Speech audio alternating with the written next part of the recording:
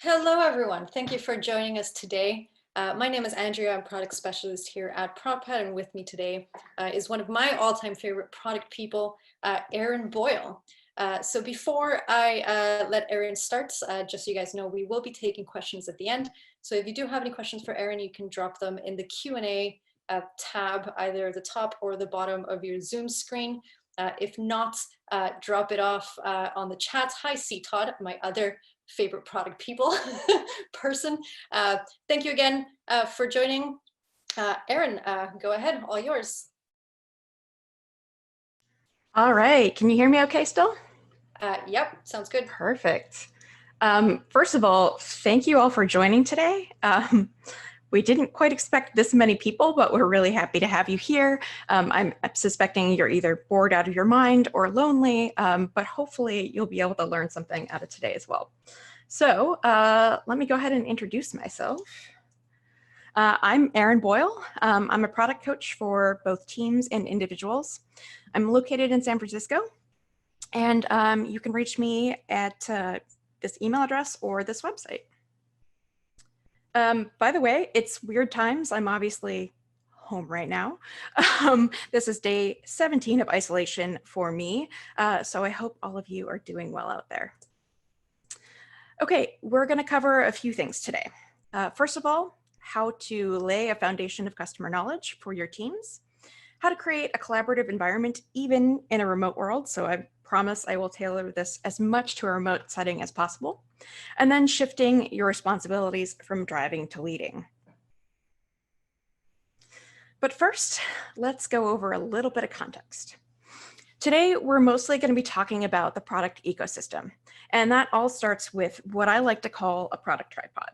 But for those of you who aren't used to that kind of language, what I mean when I say a product tripod is a product manager, a designer or a design lead, and an engineering lead. So when I say a product tripod, that's what we're talking about. We're also going to be talking about engineers. Now, some of my favorite people are engineers. I love them, I rely on them, and I'm probably going to poke some fun at them today. So if you are an engineer, I'm sorry, but I love you, so I'm not actually sorry. And then finally, we're going to be talking about customers. Make sense? Also, I'm way used to having people actually in front of me, and I can't see your faces, so I'm going to say, yay, makes sense. Yay, thank you. Okay, yes, there are so many other stakeholders besides the people that were on that slide, but we're only going to deal with those people in today's presentation because that's just what's happening. We have a hipster hacker hustler in the crowd, apparently. Cool. Okay, so back in this ecosystem, what I see a lot of times in product engineering organizations is what I can only describe as a wall that gets put up between engineers and a product tripod. And what happens with this wall is that while customers still send all their problems to that tripod and that product manager, they will create a solution just with the members of the tripod, write up something called a spec, and throw it over the wall at engineers, who then create a product that will go to customers. You might be asking, what's so wrong with this? Well, first of all, engineers absolutely need to be part of the solutioning process. And you might ask why. First of all, they have really good ideas. They're smart people. They also know the technical limitations of what the product can do today, but also the technical possibilities. So they're up to speed on new technology and that sort of thing. Also, if you've ever tried to throw a spec over the wall at an engineer, it's not really fun for anyone involved in that process. So they really need to be part of developing what the solution should be. And to do that, they have to understand the problems. Okay, so step one to building a kick-ass product engineering team is going to be laying a foundation of customer knowledge. So the goals, again, are to give context to your engineers, make sure they understand that problem. Second is to build empathy. I find that if engineers understand the problems that your customers are facing, or they can maybe see a flow in the product that is just hard, that really helps with increasing their motivation. So a motivated engineer is one that's inspired and understands what they're working on, and that is nothing but good for everyone. So what we actually want this problem map to look like is we want all of the customer problems still to come in through the product manager as a gatekeeper, but we want some of those to flow down to engineering. It's really important to think about this as almost like a filter, right? So they don't need to know every single problem that every single different type of customer is having, but you might say, for the customers we're addressing with this particular set of problems, it is all customers that have 4 sides, and we have some customers that look like a square, and some that look like a trapezoid, and some that look like a rhombus.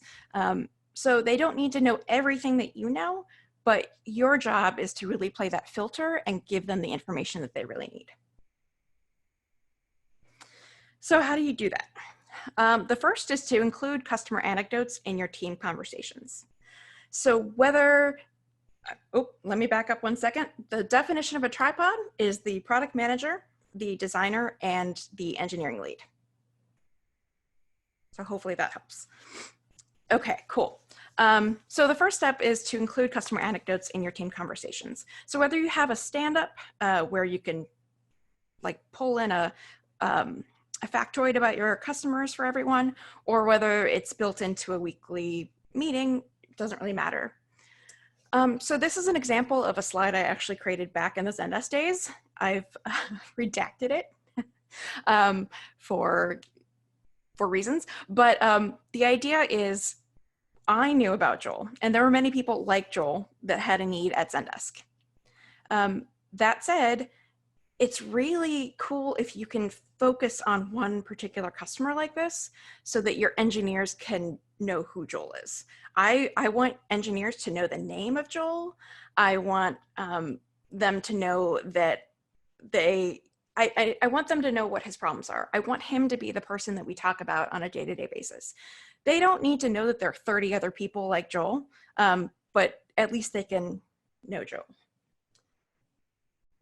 Okay, this was at Patreon. This was my team of engineers. It's a slightly more creative space than you would have seen at Zendesk, but in this case, one of our customers was this creator, Kat Robichaud.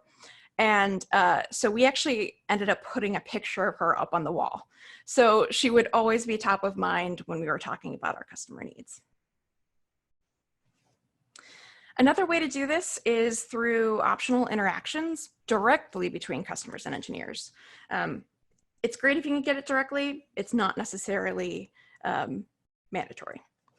So one of the ways to close this gap is to record video conversations with customers that your engineers can then watch on their own time. This will also allow you to kind of cut it down to what's really useful. You can also invite engineers to sit in on customer conversations. So in this picture, you can see that there's an engineer along with the user researcher and designer talking to the customer. And then one of my favorite ways that is not possible right now for most of us is to organize a field trip. And that's where you have a local customer and you organize a whole group of people to go to that customer and actually watch them use your product. There is nothing more humbling than that. And it's also kind of a fun activity. And then finally, creating project pages that are accessible to the whole team. So what I mean by that is a description of your problem or opportunity with lots of details about it, as well as your target audience. So what size of company or what type of individual person, along with anything else that would help you filter down who you're really after. And then also a bunch about the problem. So you want qualitative data, supporting data, and how this project might be relevant to your company goals. So this is what I like to think is your PM rallying cry. So if there are any Game of Thrones people out there, just really trying to call your arms, right? So when I write this, I want to think about how can I develop the most empathy I can for the customers whose problems we're trying to solve. I love to have a customer quote in there. I love to have usage data if we have it, data about how many customer support tickets are coming in this product area, anything that can really help someone get behind why we're doing this. Okay, so if we do all of that, all of a sudden engineers have more and more context and they've got knowledge about problems. All right, step 2, they understand the problems. Now we need to create a collaborative environment so that they can get in on the solutioning process. So again, this is what we want the solutions flow to look like. We want a bunch of different solutions, not just one, all being filtered down from the tripod. And then it becomes, 1 or 2 products that you actually offer out to your customers. Okay, so the goals of this piece are to increase buy-in from engineers, find more and better solutions, and reduce project risk. Again, increasing buy-in from engineers is huge. I have definitely had projects where engineers wanted to mutiny. That was earlier on in my PM days. It was not fun. So if you can get them bought in, that is really, really helpful. I don't know if any of you subscribe to the Intercom blog. I love their blog. I think they have a lot of great product information. And one of my favorite articles, the link is down here, talks about an old tale about pottery.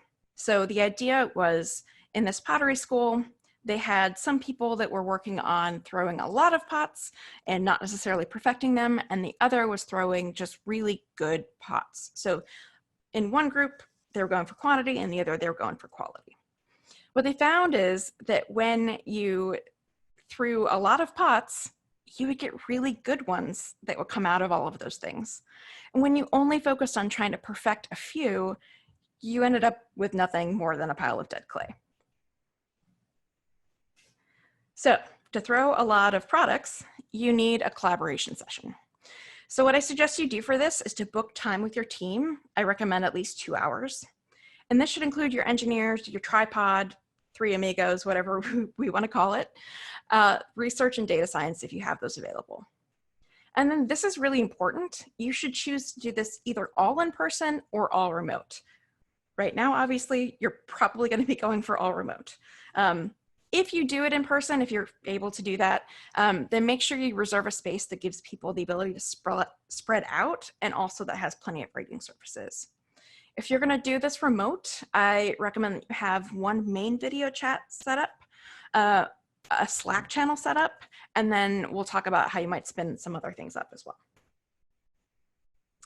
Okay, someone is probably going to complain that taking 2 hours with a team is going to slow their velocity, like engineers, or their managers, or the CEO, or your resident complainer of things. However, they're wrong. Here's why. With any project, you have to have a kickoff at some point to get your engineers up to speed on what they're going to be working on. We're simply front loading that work to the beginning of a project, so it's actually not net new work at all.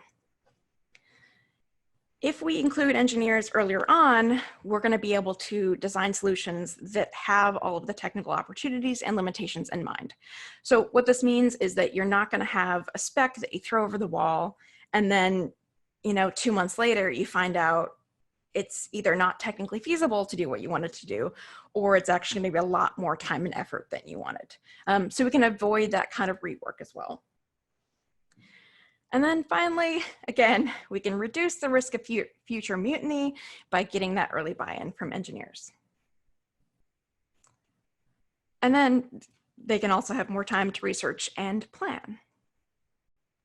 Okay, for a collaboration session, here's what I would consider to be a sample agenda. So you'll review the goals of the session up front. Usually one of my favorite goals to mention is that at the end of the session, everyone should fully understand the problem that we're trying to solve. Even though this is going to be focused more on the solution to the problem, if nothing else happens but the engineers understand the problems we're trying to solve, that is time well spent. The next is to actually go through the problems that you're going to solve. You can then go over what you have today. So if there's already something in your product, it can sometimes be useful to go over that again. Engineers often don't use the product. I'm often surprised that they don't know about the things that they actually work on. Also, competitive information can be really useful. You don't always need that, but if you do, spend a little bit of time on that. And then really scoping what should and shouldn't be a part of the sketch sessions. All right, I'm now going to talk to you about how you actually run these sessions in the Diverge and Converge exercises. Okay. Whoops. This is what I get. Okay, cool. Again, you're going to walk through the problem, make sure everyone understands it, build empathy. So that slide that we looked at with Joel, that was an example slide that I had actually for a sketch session like this. Customer quotes, really important. Make it clear what shouldn't be solved today. If for some reason there's an external time pressure, like you have a conference coming up, let them know about that. And if there's like a key result or metric that is going to be impacted, that's great. All right. The first step is to diverge. So you'll get your entire session going, with the problems, and then you'll ask each individual to go off on their own with a piece of paper and a Sharpie or two, and they are going to start to ideate on possible solutions to this problem. Now, if this is a user interface type product, you can absolutely actually be sketching user interfaces. Sometimes engineers are not super comfortable doing that right away, but so you can also use this to just jot down notes, do some database relational mapping out. You can use this a lot of different ways, as long as you're giving individuals the opportunity to think on their own. This ensures that quieter folks can have their voices heard later on. And also a lot of us need a little bit of time to let ideas marinate, and getting time to yourself to do that is really important. So when you do this, after that, you're going to converge. So you should have divided your session participants into groups. I like to spread out the tripod if you can. So in this example, we've got like 8 engineers plus the tripod. And you'll want to split those up into groups of 3 or 4. Yeah, that's about right. So if you're going to be doing this remotely, what I would recommend is you spin up a temporary Slack channel for each group individually, and then a second Hangout or video share of some sort for each group. That's really going to make this easier. So at the converge part, each member of the group is going to show what they've sketched or what they've written out and kind of walk through their logic.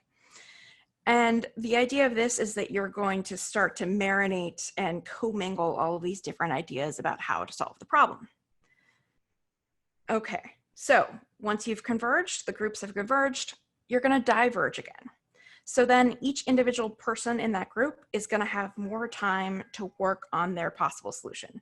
Hopefully they've gotten great ideas from their other group members. Maybe they decided to go in a totally different direction because they didn't think about something that was important. Whatever it is, you want them to have more idea or more time to work through those ideas. And then you're going to converge again. So they'll go back to those same groups. You can actually go to different groups as well, but I find it's helpful to go back to that same group at least once. And have them do the same thing, go around, share their sketches. And then as a group, you want them to iterate on one final idea or set of solutions together. So you'll have, in this case, 3 different final solution ideas. And then you'll pull everyone back from their remote Slacks and their remote Hangouts back into your main group thread here. And each group will present their ideas. One remote idea is for each person to take a photo with their phone, upload it to Slack, or they can, actually show it to the camera, but it's probably going to be easier if they just take a photo of it and upload it.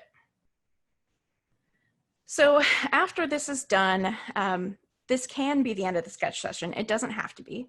But at this point, the tripod will generally take all of this information of what kind of the groups have thought about the solution and then distill it down to a proposed direction. So at this point, it does become the tripod taking it and going off and running with it. But at least the engineers have had their ideas heard, they've been able to contribute, and it's going to make a really better product down the line. Again, it doesn't mean the engineers have a final say. You are the bumper to their bowling ball. It is possible that they could go off on directions that you just know are not reasonable, and it's okay to say that. They have a voice, but they are not the voice. Cool? Okay, this session will also take longer than you think. You're already thinking that 2 hours is way too much, I bet. But what I found time and time again, that even when I time box this, at each point in this process of diverging and converging, the team is always wanting more time. Always, always, always. So it's gonna be a bit, you're gonna have to convince them up front that this is really important, but after they've done it a few times, they're gonna get it. How do you manage engineers' egos when you take their solutions? Yes, so here's the thing. You never want, that's kind of the point of doing this as a group collaboration, right? So it's not just going to be the engineers' ideas that are in these proposed solutions, because there's a group of people always working on them. So if you've got a designer in one group with a few engineers, it's not going to be any one engineer's idea to begin with. So I think as long as you've taken it all into account, and as long as you have a track record of going to the engineers for ideas and making sure they're part of that process, the egos will start to take a backseat. Not always, but hopefully. Okay, so now we've got all of these solutions flowing, and we've got a lot more ideas. All right, so step 3, shifting your responsibilities from driving to leading. So the goal of this is to inspire your team to pursue a vision, to empower your team to do their best work, and to unblock the team as needed. You might be asking, what is the difference between driving and leading? Well, I like to think about driving as actually driving, right? So you might say to the team, you should go to this location, and here's a map and directions, and here are all the scheduled stops you're going to take along the way. This is really super necessary, especially with a new team that's working together. You are going to have to drive. It's not a bad thing, because at the end of the day, it's going to get results. Driving involves a lot of convincing, guiding, and directing. And this, again, super useful. Newer PMs absolutely need to learn how to do this. And teams, when they first form, are often going to be in this setting. You're going to have to drive for a bit before you get the hang of it. Leading is saying, hey, we're able to get to location X. I'm going to give you the tools, like a map and a compass, and let me know if you need anything from me. So this is more around inspiring, empowering, and unblocking. So if you've done everything we've talked to up until now, you've given the team all the tools it really needs. So you've given it the compass already. At this point, if they've been working together for a while, they're going to have familiarity with the code base. They're going to know where the tech debt is. They're also going to now know their customer personas because you've been talking about them every week. They're going to know about those customer problems, and they're going to understand your directional product vision. So at this point, all you need to do is, first of all, inspire them. Make sure you're telling the most compelling stories you have about your customers on a regular basis, and paint a picture of the distant future. Then you're going to empower. You are going to set a pin in the map. You're going to say, here's where we want to get, but I don't care how you get there, right? So imagine, so I'm in San Francisco. Imagine that I want to get to Chicago, and I know that Chicago is where we should end up. I'm going to tell the team, hey, I think we can get to Chicago. How do you think we should get there? Let the team plot the course because they have enough information to do that. Again, be their bumper though. And then unblocking becomes your new priority. My favorite thing to say is before you do anything else, unblock your engineers. If you get in the morning, look through their Jira tickets, look through the Slack channel, see what they need to be productive. Once they're unblocked, you can do all of the other important things that we do as PMs, whether that's talking to customers or testing something or talking to marketing. All of that super useful, but first you have to unblock your engineers. But also it's worth noting that things are weird right now. A lot of us are locked down. A lot of us are working from home. A lot of us might be feeling lonely or unmotivated. And I want to acknowledge that leadership during this time is going to change a little bit as well. I would encourage you not to try to make things seem as normal, because the world is not normal right now. I would encourage you to have a session with your team where you facilitate a discussion about how you want to operate as a team. That might mean you designate specific hour blocks of the day where you want to be available and make the rest of the time flexible. Or it might mean that you want to have more FaceTime and co-work with your video on a little bit. Whatever that is, I think it's really important to make space for those ideas. And then also, a little vulnerability can go a long way here. If you're scared, it's okay to say you're scared. If you're lonely, it's okay to say you're lonely. Showing that you are also human will make your team feel a little bit better about things. Remember, you don't know what's happening with your team. Even if they are fine and healthy, they might have a spouse who's a nurse. They might have someone in their lives that they've lost. We don't know what's happening, right? So for leadership to really work, you just have to be human and make space for those things. Okay, let's review what we've covered. So again, we want to make sure problems go all the way through the tripod and are filtered down for engineers. We then want to make sure solutions are generated by the engineers, filtered back by the tripod to give the best products to your customers. So be the filter, give context, build empathy, and increase motivation. Then be the facilitator. Increase the buy-in of your engineers. Find better solutions because you're going to be throwing more pots, and reduce project risk. And then finally, be the leader. Inspire your team, empower them to make tough choices, and provide some guides so they don't fall off the cliff, and then unblock them. All right, that's what I had for you. And oh, we already have a question, so I'm gonna go ahead and ask it. Yeah, we do. I was going to say, I can ask the questions for you, so don't worry about it. I've been monitoring both the chats and the Q&A, right. just in case, because there was quite a bit of conversation going on. Someone did ask early on if you could share the project page template or if it was available anywhere. Yes. I think it might be on your website. If not, certainly people will be able to contact you. Yes, it is on my website. So if you go to eboyleconsulting.com/resources, that is one of the blog posts that's up there. Also, just a reminder that we are going to be sending the recording as well as Erin's contact details on the follow-up. So don't worry, you will be able to get a hold of her. A couple of other questions. Let's start with the Q&A, I guess. Wouldn't unblocking be the function of the Scrum Master? Yeah, so it kind of depends on the setup. A lot of companies don't have Scrum Masters. So that is definitely one piece of it. If you can have a Scrum Master, that's great. Another idea is one team I worked with actually had engineers rotate as the Scrum Master every sprint. That can also be really helpful. But sometimes it still requires a PM to look at a story and say, we need a clarification about this. What should it be? So no matter what kind of unblocking it is, being available for that is helpful.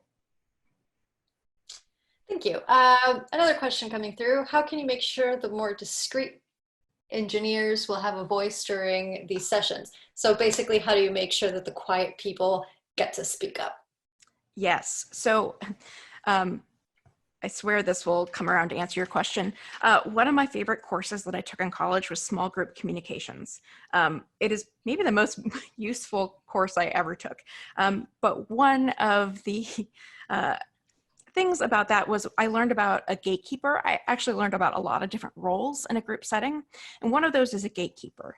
And the idea of the gatekeeper is that you specifically ask people their opinion. So you don't just wait for the whole group to discuss something. You can say, hey, Andrea, we haven't heard from you in a while. What do you think about this? And that can be really useful.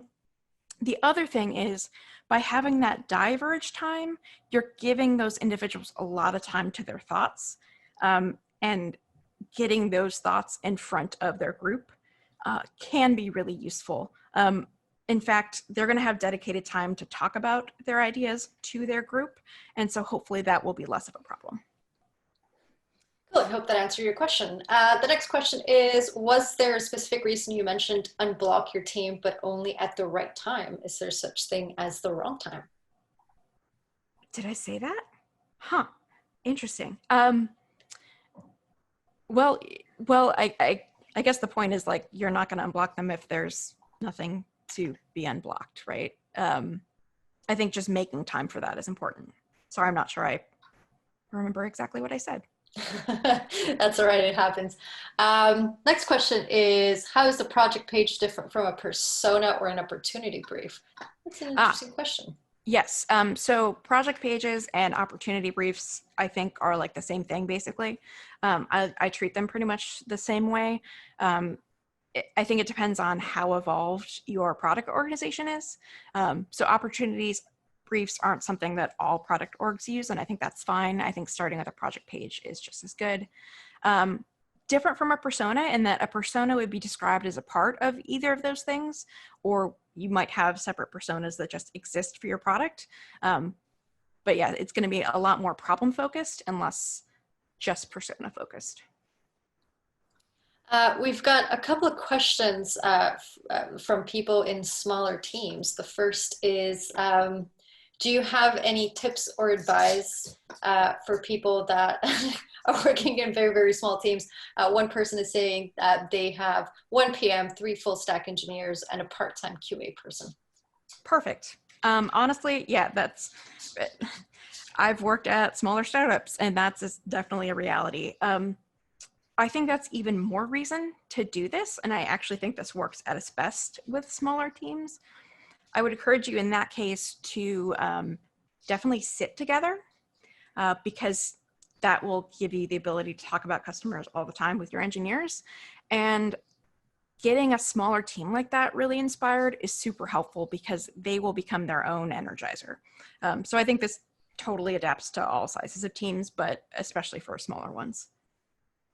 Cool. The other question regarding smaller teams is, let me scroll up a little bit.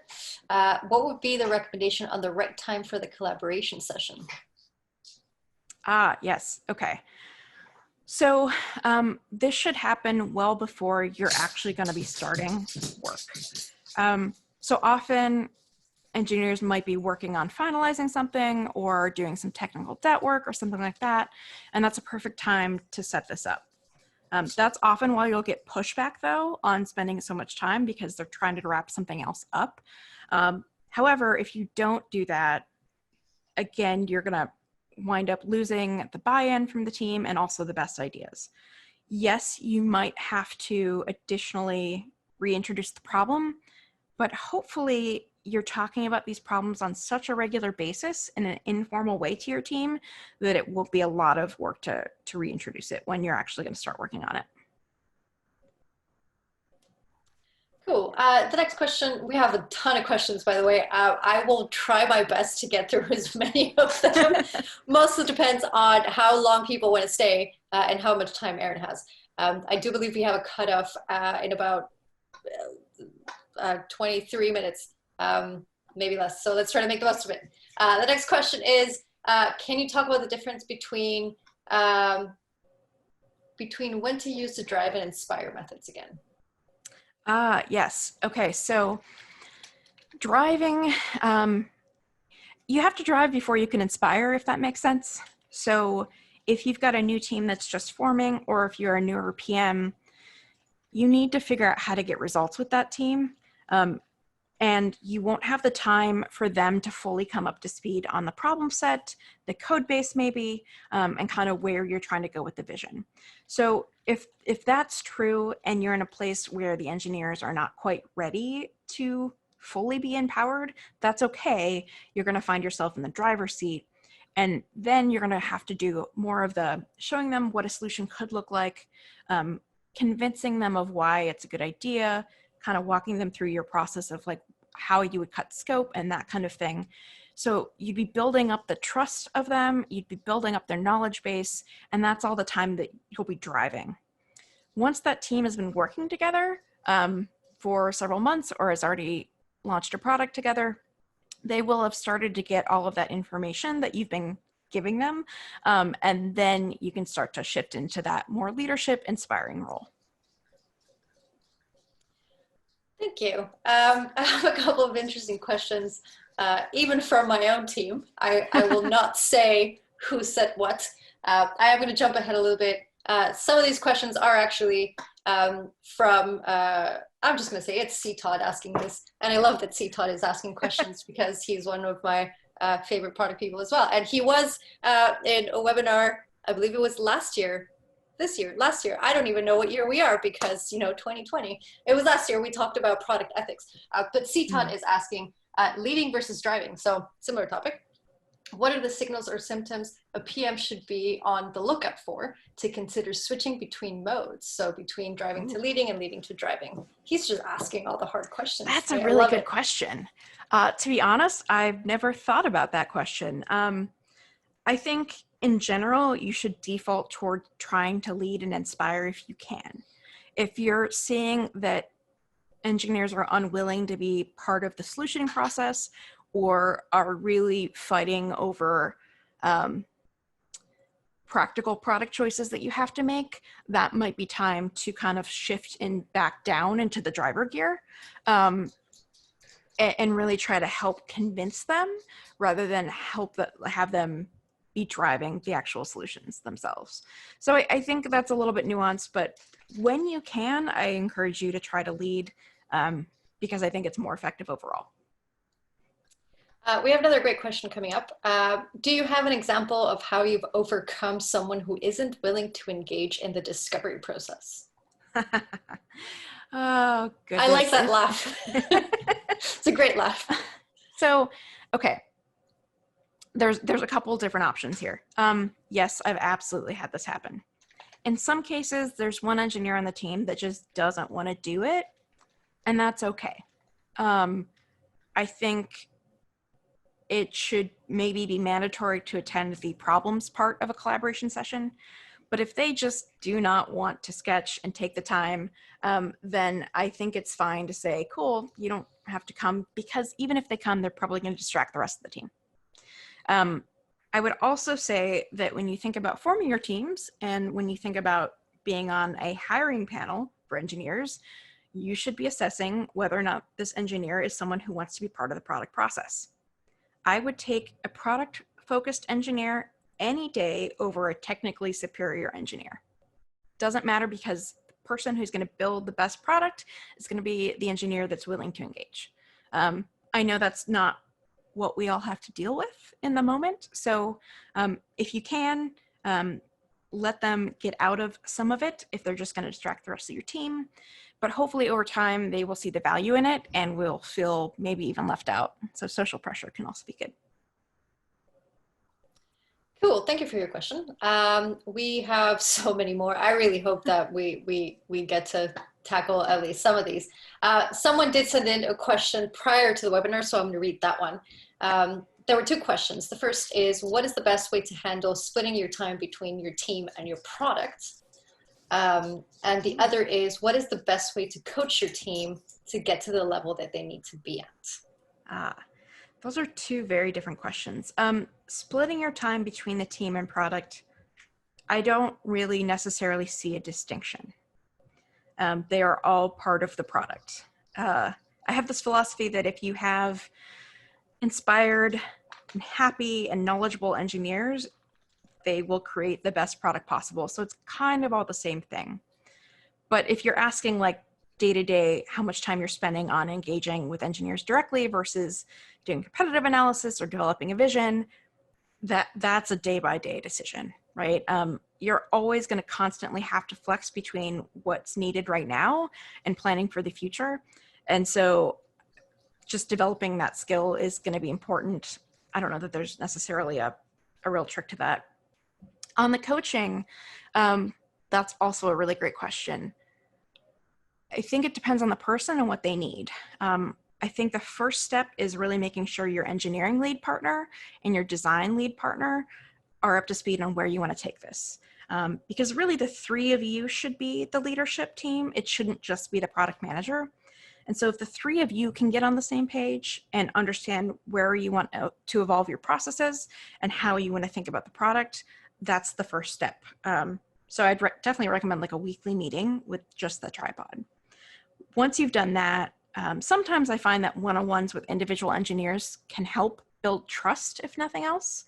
And then it becomes a matter of, depending on what the issue is, if there's an issue with like an engineer's behavior or how they're engaging with the product, sometimes I will go and talk to the engineering lead or the engineering manager and kind of walk them through what I'm feeling, and then together we can come up with a plan for how to get that engineer up to speed. Cool, I hope that answers your question. Oh, I don't know which one to pick. There's so many good ones. This is a pretty good one. As product managers, often we are the ones saying no a lot. Any advice on the best way to deliver that message, whether it's to an engineer, to a stakeholder, to a customer? Yeah, that's a great question. I actually have a sticker on my laptop that just says no, which makes it easier when you're face to face. So I find that in general, if you just say no, it doesn't go well. If you say no, and here's why, it goes a lot better. That includes in front of customers. So in my previous role at Patreon, I was doing a lot of traveling, going around to different like mini conferences we were holding with our customers. And creators are demanding, and they should be. We were the software that provided their livelihood. And so they would often ask us tough questions about why we weren't addressing a specific problem. And in front of like 100 people, I remember being in New York City in front of 100 people when that was still a thing, and getting some really tough questions. And what I like to say is, I hear that problem. I understand that that's a problem point. I hear your pain and I empathize with it, and it's not the first time I've heard it. And here are the other things that we need to do before we get to that point, and here's why that's actually going to benefit you more in the long term. So I think being radically honest, if you haven't been able to figure out by now, I'm a pretty candid person, but I think that translates well when you're saying no to anyone. And yes, it can be frustrating at times, and no, I don't get it perfect all the time by a long shot. But I think if you're as frank as you can be in the situation without totally telling them about everything that you're doing, I think that can really help. For those of you that use ProdPad or not use ProdPad, this is where I also share the roadmap. That is what your roadmap is there for, to explain all the problems that you're solving and why that benefits people. So that was a great answer. Thank you. We have two questions that are kind of similar, so I'm going to try to tackle them together. How far in advance should the group or groups be getting together for those 2-hour sessions? And how do you ensure that if you don't do this too much in advance, or if you wait too long in between sessions, that people don't get discouraged? Yeah, that's a great question. I think some of this comes back to having a longer term vision. So there's a post on my blog about this as well, but as part of the inspiring and leading, it's important for people to know kind of your long-term vision, your midterm vision, and your immediate vision. Because that's where most of the inspiration and motivation is going to come from. So you may be working on your near-term vision stuff right now, right? Like that's a project that is in flight being worked on. And you might have to have a a sketch session for your midterm goal, right? So you're not working on it yet, but you know that as part of your vision in the short term, you want to get to this point. You also have a picture for like what will happen in 5 years, which is totally going to change, and that's totally fine. But the idea of the vision is to give engineers a sense that there is no end of the trip. The road trip is ongoing, and you have pins in far off places that you are going to get to. As long as you have that, then I think it's okay to have a little bit of time between the session and when you start, because it's not just a single journey. It's about the longer picture, right? It's not just this one little trip. It's like, how does that trip fit into the longer journey that we're taking together? So I think it's really important to be able to flex that way and have that vision that will take your engineers through it. I forget the other part of the question, Andrea. I'm sorry. I forgot too, because I said thank you very much and then I dropped it. No, it was how do you make sure that people don't get discouraged? So in between these sessions, but I think you kind of nailed it with making sure that you have a solid vision and just clear objectives, I think, as well, to make sure that people know, what they're aiming for, and just make sure that at least internally, we now also share key results so that everyone knows, what it is that they're impacting really. We've got one really fun one and one really good one. I say fun one because it's about deadlines. And if you know me at all, I mean, deadlines, am I right? So the question is, how do estimates and deadlines kind of fall into this whole, what I would call discovery approach? Okay, I hate deadlines. Me too. Here's the thing. Unless you actually have like a conference that your company puts on, deadlines are not reasonable.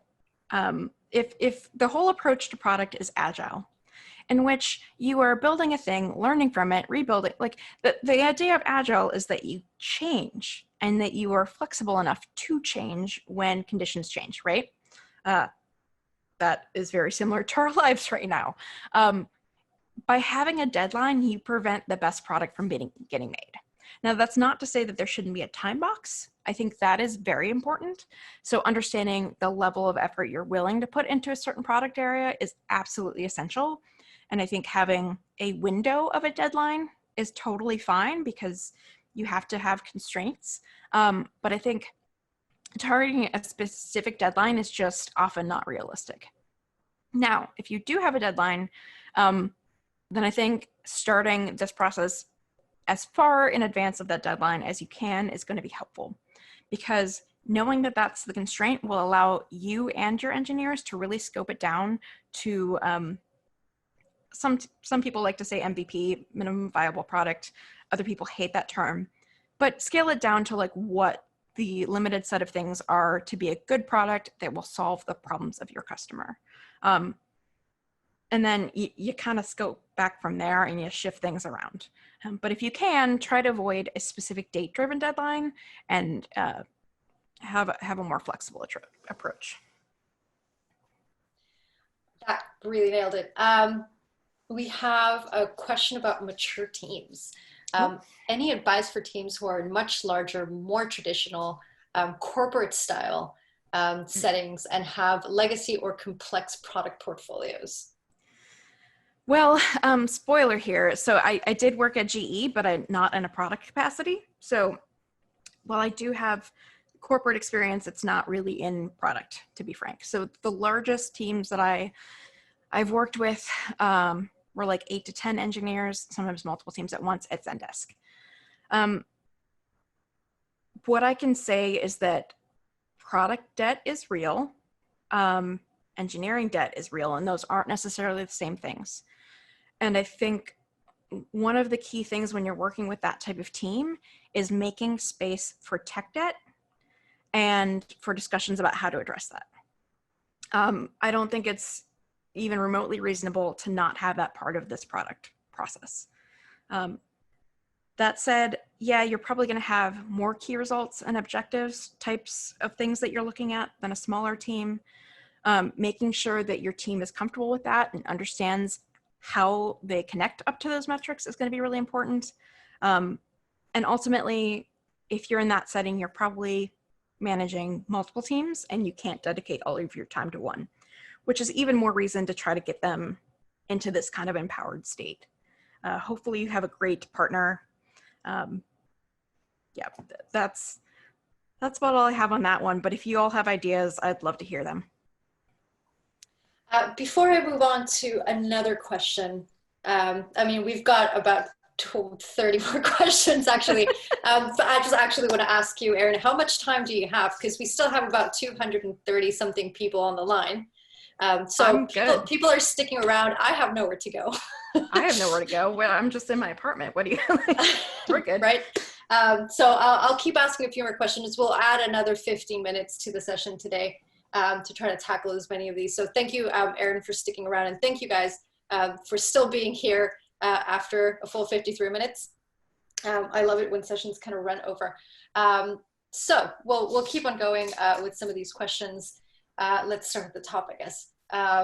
How would you establish product leadership with a highly technical team? Yes. Particularly if or you might not be as technical. First of all, you might be more technical than you think. Second of all, this is actually one of my favorite things to do. I love meeting an engineer who clearly doubts me and is super technical. Here's the thing, if you're a product manager, you're smart. You are. You learn quickly, you're smart, you're creative, you can do a lot of different things. So if you're in this situation, if you really don't know what it is the engineers are talking about, find someone who's willing to walk you through it and be your teacher. One of my favorite engineers from Patreon, I don't think he necessarily ever doubted me, but he's a super technical guy, super nice guy. But I was trying to pull metrics on performance. So we were having a bunch of pages were really slow and were not loading within 60 seconds, which is not great. And so I was on a super technical project to look through all the network traffic, all the database queries, and all of that to try to figure out what to change about those designs so that we would have a more performant platform. And part of this was I needed to figure out which endpoints were slow. And I had to query this database in Redshift, and I'd never used Redshift. And so I got this engineer to sit down with me, and he was super patient, and he taught me how to fish. He showed me how to query these things. He showed me what to look for. And then because I'm a PM and I learned quickly, I picked that up and I was able to take it on. And then he was my biggest champion after that. So the fact that I took time and I learned it and I understood it was huge. The other thing is knowing enough to know. You don't have to be an expert on the technology to have a spidey sense.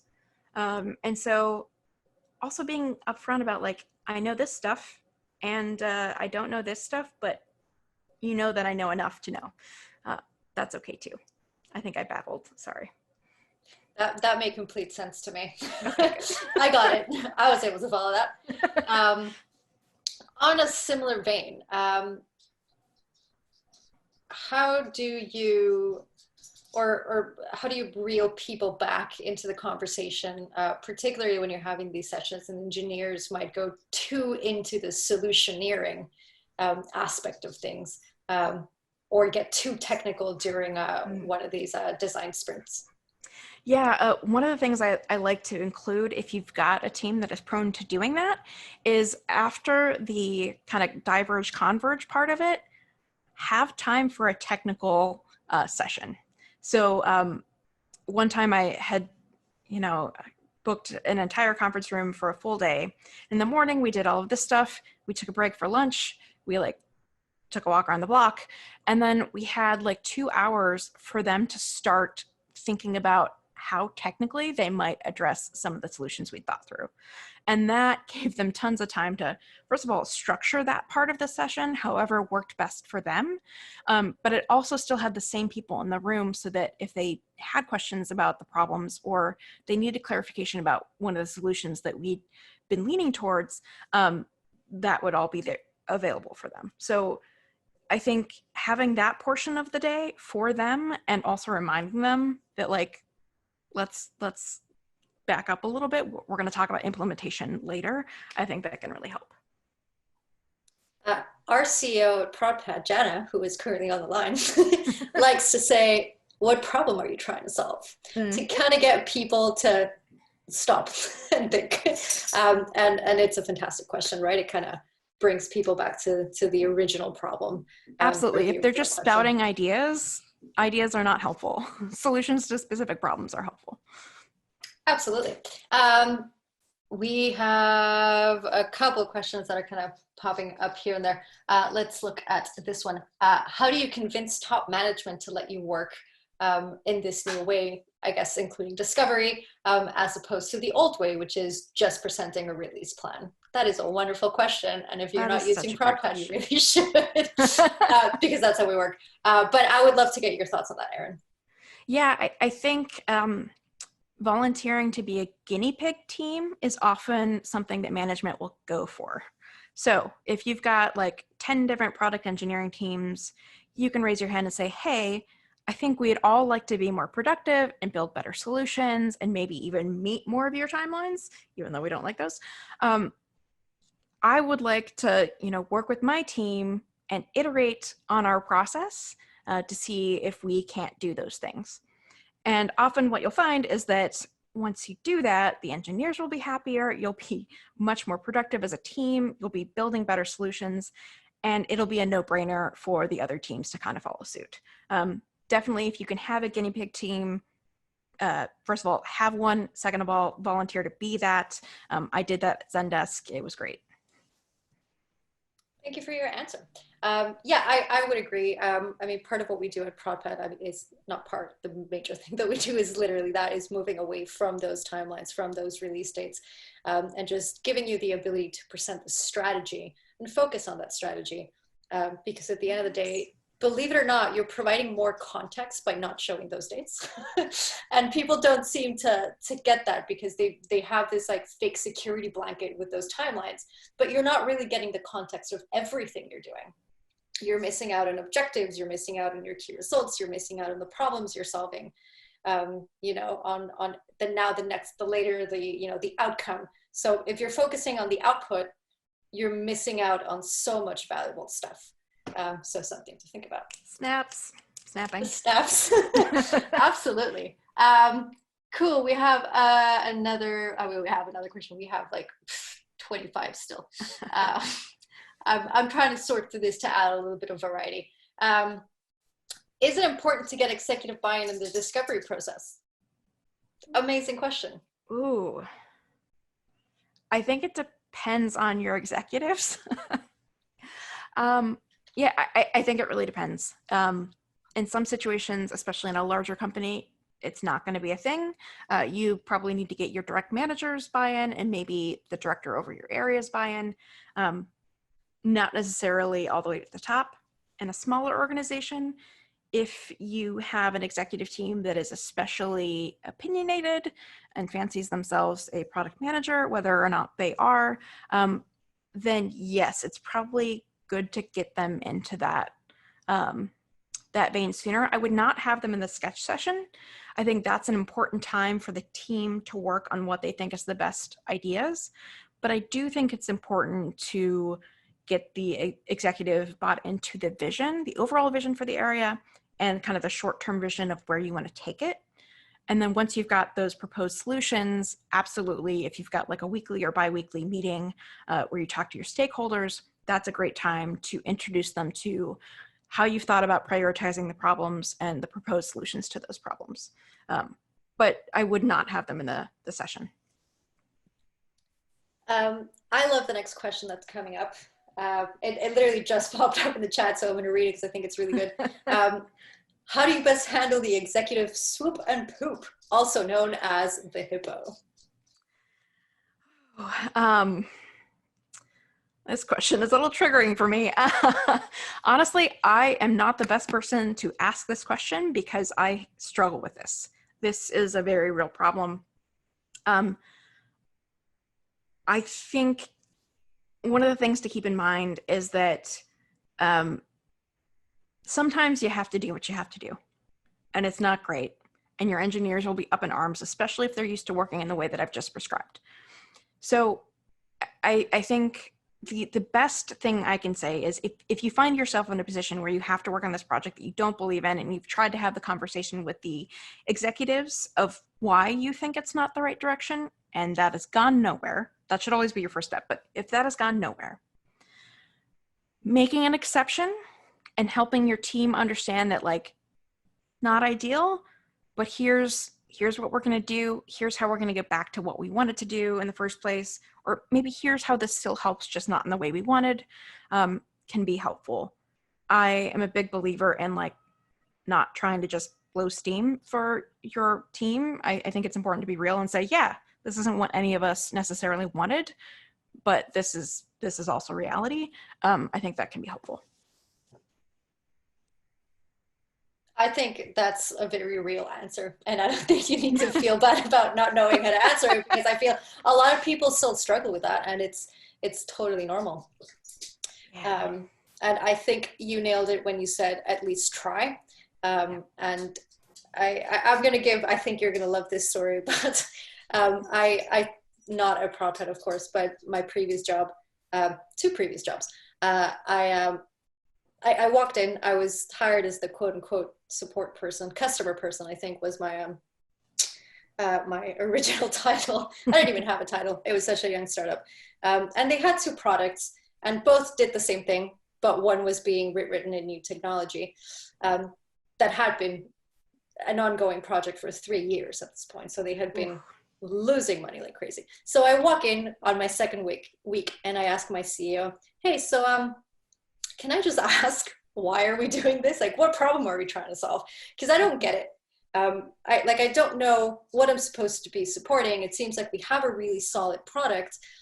We could just be rebranding it, right? And just kind of spreading our verticals a little bit more instead of trying to rewrite this thing that is not really working because it hasn't even launched, and we've been working on this for 3 years when we have a product that works. And he looked at me and he goes, I cannot believe that in 2 weeks you've noticed this, and nobody's told me this in 3 years. He gets up, he walks outside, and he goes, the project is canceled. And then he comes back and he goes, you're my new product manager. And that is how I became a product manager. Wow. By just asking. Nobody had asked this man, what problem are you trying to solve? Why are you doing this? And when he realized, he was like, oh my God, like I had been a hippo this whole time and nobody dared to challenge me. Nobody spoke up. And I think you nailed it when you said it, just ask the right questions and try to get people to just think about what they're trying to do or why they're trying to do those things. It could just be they're really not realizing it. Simple as that. Awesome. Love that. Cool. I don't know where to look next. So I can't believe questions are still coming in, by the way. This is amazing. And there's still a good over 120 people on the line. So thank you guys for sticking around. Let's see. Often engineer resources are very limited, and some marketing product development theories focus on the concept of willingness to pay. So how do you tackle the method and prioritize work for devs? So essentially, how do you make sure that there's time for these, like you said, how do you ensure that there's time for these discovery sessions and arguing that you're not losing money or not wasting time?